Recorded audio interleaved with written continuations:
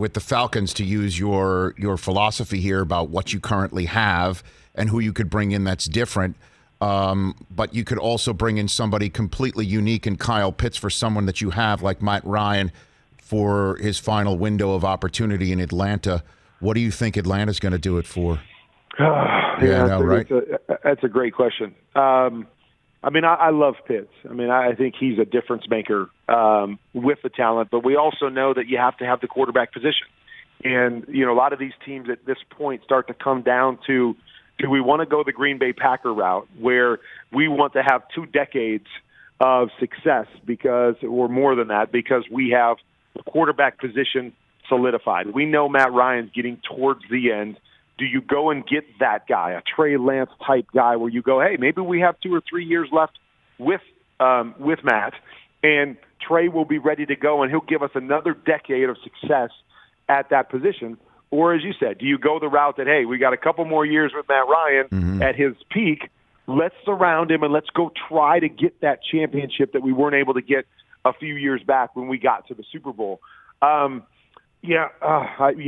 wrestle back and forth. You know me. I'm all about the quarterback. Yes. And so I believe if you've got one of those guys that you really like and believe can be a decade-long starter and a really good elite player at that position, sitting up at number 4, I think you have to do that, and you have to go get one of those guys and let Matt Ryan groom him and get ready to go in a couple years and hopefully make a similar type run to what the Packers have done with Aaron Rodgers. Not saying any of these guys is Aaron Rodgers, but have that success for another decade plus.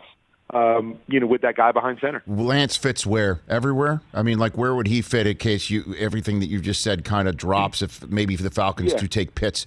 Where does he? Well, I think Lance is intriguing because he has everything. He's got the physical. You've seen him do some really, really good things throwing the football. I just think there's an inconsistency there that he needs more time. And so I think the perfect fit is somewhere like in Atlanta, where you go, hey, we still got a guy. We don't have to rush Trey Lance into this thing. And so that's why, your pick at 3 with San Francisco also can make sense to me, because we do have Jimmy G. We got a guy we can win with. I know our team is ready to win.